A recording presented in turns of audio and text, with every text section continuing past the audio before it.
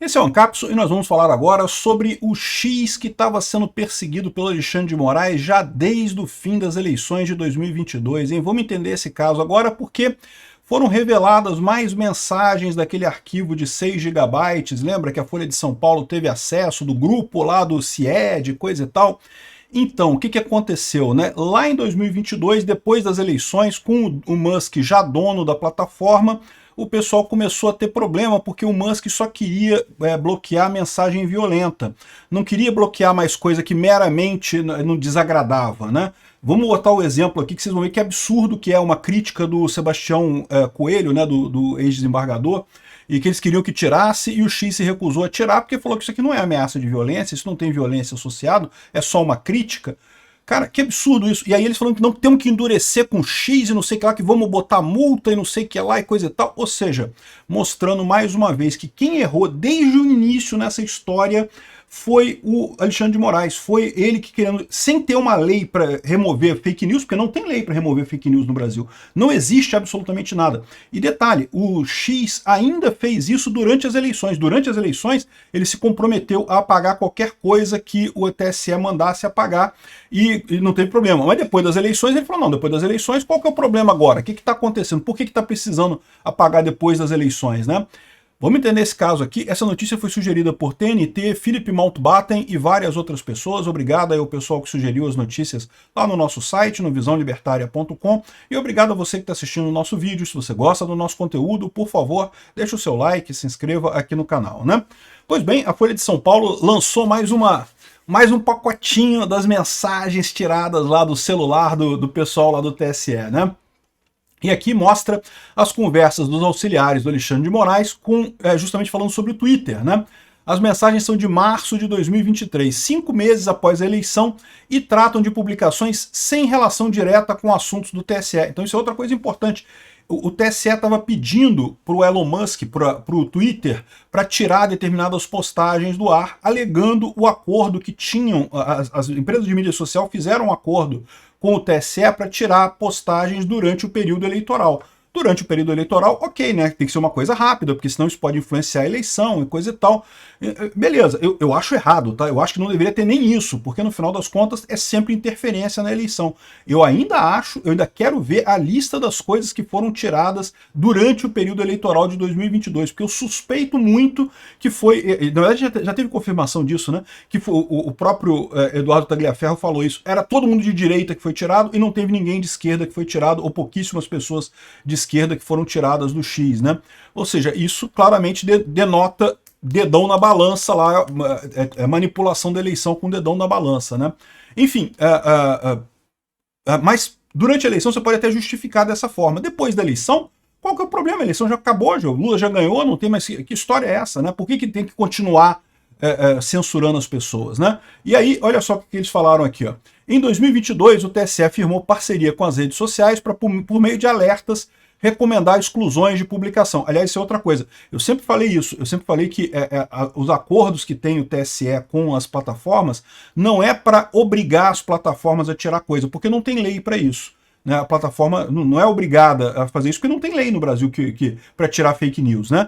Mas as plataformas concordaram em abrir um canal em que você sugeria né, a moderação de algum conteúdo, e tipicamente as redes sociais estavam obedecendo a essas coisas, né? Não precisavam obedecer, não é um recurso legal, mas elas estavam obedecendo para evitar ter algum comprometimento das eleições brasileiras, né? E inclusive o X, depois disso, né, depois das eleições, então agora não tem mais isso, não tinha mais o acordo, já passou a eleição, ganhou, perdeu, não tem mais o que falar, né? Aqui, ó. Os diálogos aos quais a Folha teve acesso são um grupo de WhatsApp, a gente já sabe aquele grupo que ele teve acesso, né? E que houve o pessoal pedindo moderação, e depois eles falando que vamos endurecer com eles, prepare relatórios em relação a esses casos e mande para o inquérito das fake news. Vou mandar tirar sob pena de multa, disse Alexandre de Moraes. Vamos caprichar, né? Diz mensagem de Moraes encaminhada ao grupo. Então, olha só, apareceu uma mensagem do Alexandre de Moraes. Isso é inédito. Até aqui, o Alexandre de Moraes podia dizer, não, meus auxiliares estão fazendo merda. Não sou eu que estou mandando essas coisas, não. Meus auxiliares, o juiz Ailton, não sei das quantas, sei lá o que, Vargas e Eduardo Tagliaferro, eles que estão fazendo merda ali. Eu não mandei fazer nada disso. Aqui apareceu agora, pela primeira vez, uma mensagem do Alexandre de Moraes, encaminhada para o grupo, né? Vamos caprichar.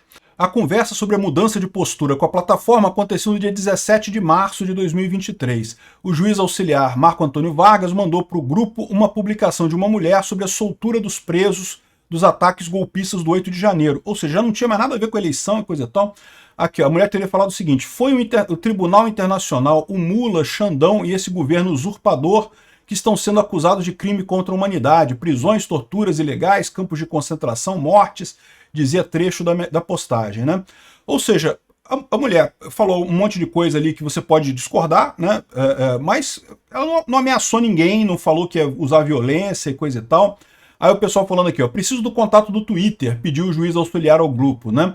E após uma servidora mandar o telefone de uma pessoa com o nome Hugo, que devia ser o Hugo Rodrigues, um outro integrante do órgão de combate à desinformação entrou na conversa e se colocou à disposição para falar com a plataforma. Você pode ver com ele para que façam uma análise de postagem dessa natureza?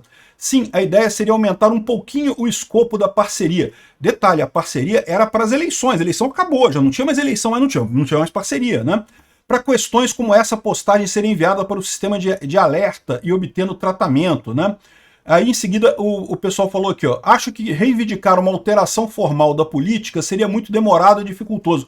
Repara, não é mais nem... lei não tem lei nenhuma para isso. Mas mesmo a política, o acordo que eles fizeram, né, já não estava mais valendo porque já tinha acabado a eleição. E eles ainda queriam mudar a política da coisa. Que acho que reivindicar uma alteração formal da política seria muito demorado e difícil, porque dependeria da boa vontade do time global que agora está subordinado ao Musk. O Musk comprou o Twitter exatamente com a ideia de limitar o banimento, né? Havia uma forte tendência para ajudar a esquerda e dificultar a direita no Twitter, não tem mais isso. Essa era a ideia do Musk, você tem uma política de banimento certa, né? Uma política bem definida, né? Creio que a saída mais fácil seria pedir uma calibração da interpretação da política já existente, coisa e tal. Como não estavam em período eleitoral, disse Alvim, o caminho seria defender que, embora as eleições tenham terminado e o novo presidente empossado, esses ataques mantêm acesa a possibilidade de novas altercações. Ou seja, de novo, eles queriam fazer valer o acordo da eleição depois que já tinha acabado a eleição, né? Aí, ó. Vou tentar o seguinte nessa ordem de preferência, que removam o conteúdo e se comprometam a remover outros semelhantes sempre que acionarmos o sistema de alerta. Ou que ao menos removam esse imediatamente enquanto discutimos ajustes na política, disse o cara, né?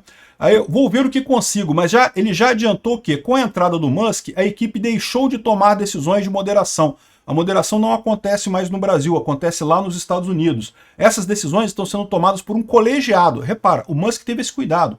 Não é o Musk que está tomando decisão, ele criou um colegiado para garantir que não tem excesso nem de direita nem de esquerda. Antes era só o timinho da esquerda do Twitter aqui no Brasil que fazia moderação, e aí fazia do jeito que o pessoal quer, né? Proibia tudo de direita e o pessoal de esquerda falava o que quisesse e não tinha nenhuma moderação, né? Aqui, ó, essas decisões estão sendo tomadas por um colegiado, da qual eles não participam, né? Muito bom mesmo, que bom. Cara, o Elon Musk é um herói, um cara realmente... Aí depois eles falam aqui, ó, com a entrada do Musk, a moderação caminha cada vez mais para ter como base a proteção da segurança, mais do que a proteção da verdade. Caraca, olha que coisa bacana, porque de fato, né?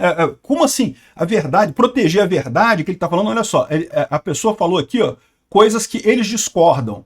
O que é a verdade? A verdade é meio subjetiva nesse caso aqui, né? O pessoal dizia que foi o Tribunal Internacional, o Mula, o Xandão e esse governo usurpador. Isso aqui é verdade? Eu vou dizer para você que tem muita gente que acha que é verdade, sim, tá? Agora o pessoal do TSE acha que não é verdade. Tá vendo qual que é o problema de você querer definir o que é verdade, criar um ministério da verdade, coisa e tal? É uma crítica, certamente é uma crítica. Ela chama por violência, ela manda pegar as pessoas, fazer alguma coisa? Não tem nada disso. Tem crítica aqui, né? Não falam qual foi a mulher que fez isso, né? A pessoa que postou isso daqui não está explicitada aqui, né?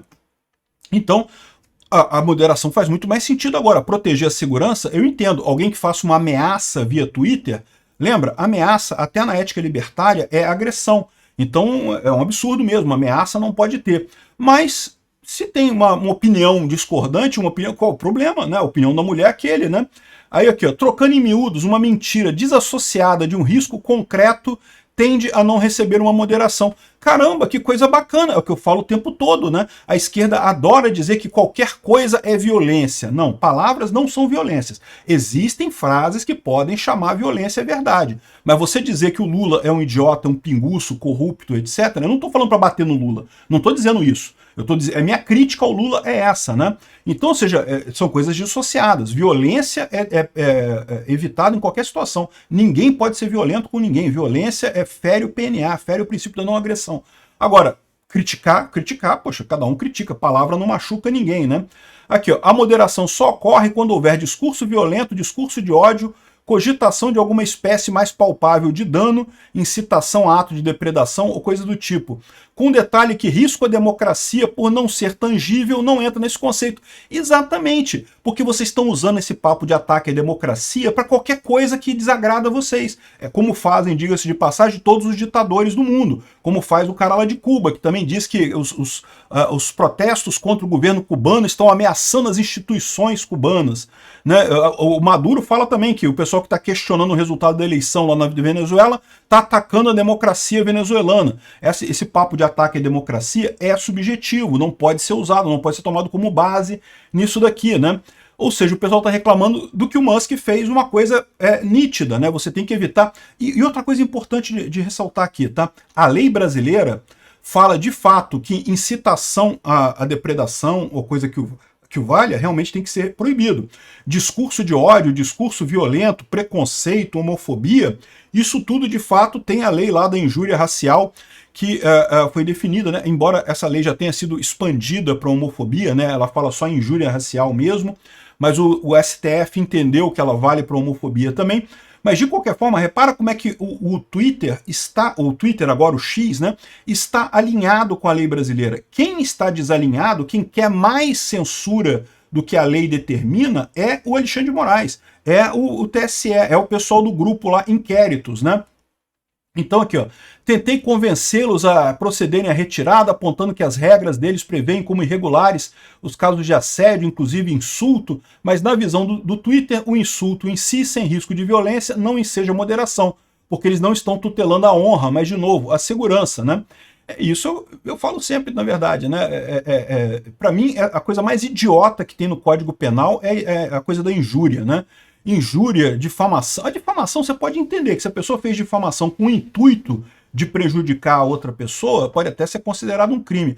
Mas a injúria, meu amigo, você ficou ofendido com alguma coisa que eu te falei. Pô, e aí, meu amigo, ignora o que eu falei, cara. Por que é crime isso? Não tem lógica nenhuma isso, né? De alguém, te chamei de feio e bobo. Você é feio e bobo? Se você é feio e bobo, então eu tenho razão no que eu falei, não é mesmo? Se você não é feio e bobo, então você pode ignorar o que eu falei, porque você sabe que você não é feio e bobo, então, né, por que você precisa se sentir ofendido com isso, né? Se alguém me xingar de, olha só, aquele gordo careca. Pois é, eu sou gordo e careca mesmo, vou ficar ofendido por quê com isso? Agora, se me chamarem de outra coisa, aquele cara petista. Não, pô, peraí, aí não, pô. Eu sei que eu não sou petista. Então pronto, eu ignoro a ofensa. Por que eu vou ficar ofendido com isso? Cara, é um idiota, tá me xingando de uma coisa que eu não sou. Então não tem esse problema, entendeu? Injúria não deveria existir, jamais deveria ser um crime injúria no Brasil, né? Enfim, opinião minha, jurídica desse tipo de coisa. E falo mais, mesmo a calúnia e a difamação só deveriam ser crime se a intenção da pessoa é causar dano comercial à pessoa que foi caluniada ou difamada. Por quê? Se eu chamo a outra pessoa de bobo e feio, essa pode ser minha opinião sobre a pessoa. Acho que aquela pessoa é boba e feia. Pronto, eu acho a minha opinião sobre ela. Não quero causar prejuízo, não quero causar problema nenhum com ela. Eu estou falando o que eu acho dela. Agora, se eu sei que a pessoa vai fechar um negócio e eu falo, fulano é caloteiro, cuidado, fulano é caloteiro, coisa tal.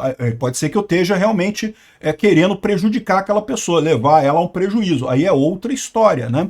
Se você comprovar que o que eu disse não é meramente a minha opinião sobre você, eu falei isso com o intuito de prejudicar você a fechar o negócio, aí é outra história, né? Enfim, Então, aqui, eles falaram aqui que, segundo os estudos que fizeram ao longo de 2 anos, tweets marcados com a nota da comunidade têm uma redução de 20% a 40% do potencial de enganar pessoas. Olha que coisa que bacana, o pessoal está vendo que as notas da comunidade funcionam. Eu sempre falei, é a solução perfeita para a questão de fake news, é notas da comunidade, né? Aí, só que o Alexandre de Moraes não quer. O Alexandre de Moraes quer o padrão da esquerda, que é o padrão de cacetada, bater mesmo no pessoal, proibir todo mundo, porque eles estão apavorados, eles estão perdendo o controle da população, né? Eles sabem que antes eles dominavam a população fácil ali, fingindo lá o negócio do PT, PSDB e coisa e tal, agora não conseguem mais, né? Vamos endurecer com eles. Vê se isso é coisa que o ministro, que um juiz fale com alguém. Não tem esse negócio de juiz falar isso, né? O procurador, se fosse o Ministério Público agindo aqui, o procurador poderia, de fato, querer endurecer com o outro lado, né? Pedir medidas mais gravosas contra o outro lado, sempre com o juiz para determinar o que é certo e o que é errado. O juiz é o cara que tem que ser neutro. O grande erro dessa história toda é esse. O Alexandre de Moraes ele não é juiz, ele é parte. E ele é parte que toma decisão, ou seja, virou o imperador, o Deus Sol que representa o direito brasileiro completo, né? Enfim, essa é a história aqui, ó. Resolvido. Vamos caprichar no relatório para esse fim, mandou no grupo o Marco Antônio Vargas, né? Ou seja, tá mais do que claro que a perseguição contra o X vem lá de trás e começou por conta do Alexandre de Moraes. O Alexandre de Moraes querendo perseguir coisas além do que a lei brasileira exige, né? Aí tem o pessoal aqui que continua preocupado, que o editorial da Folha de São Paulo, após a suspensão do X, quem deveria se defender a liberdade de expressão está em silêncio. Ele critica aqui o Musk, dizendo que é libertário de ocasião e coisa e tal, que é falso. Eu já expliquei para vocês isso. Eles falam que, não, na China ele não faz isso, na Turquia ele não faz isso. Porque a lei na China e a lei da Turquia é diferente da lei do Brasil. Vocês estão agindo como se o projeto das fake news tivesse sido aprovado no Brasil. Não foi. Não existe lei no Brasil que proíba para retirar esse tipo de mensagem, como foi dito aqui, que você pode não gostar da mensagem, pode achar que é uma mensagem idiota. Foi o Tribunal Internacional, o Mula, o Xandão, esse governo usurpador, que estão sendo acusados de crime contra a humanidade, não sei o que lá, e coisa e tal. Você pode achar que isso está errado, é seu direito achar que está errado, você pode achar que isso está certo, é de seu direito achar que está certo também. O fato é, nenhum crime na lei brasileira está sendo cometido com essa mensagem aqui. Então, ou seja, é diferente da Turquia. A Turquia tem leis que preveem esse tipo de situação. Você pode discordar dessas leis, mas as leis existem. Aqui no Brasil, a lei não existe. Quem está desobedecendo a lei aqui no Brasil é o Alexandre de Moraes, não é o Elon Musk. O Elon Musk está desobedecendo a ordem judicial do Alexandre de Moraes porque esse está desobedecendo a lei, né? Então é isso daqui. Aí tá aqui o pessoal preocupadíssimo, que é o politicídio e tecnologia. O pessoal já está começando a se tocar aquilo que eu falo desde o início, né? A política, o Estado, é lógico que ele vai tentar controlar a tecnologia, evidentemente que vai, né? Eu sempre falei isso. O Estado, ao contrário, vai tentar usar a tecnologia para fazer a censura, para fazer os propósitos do Estado, como sempre, mas não consegue.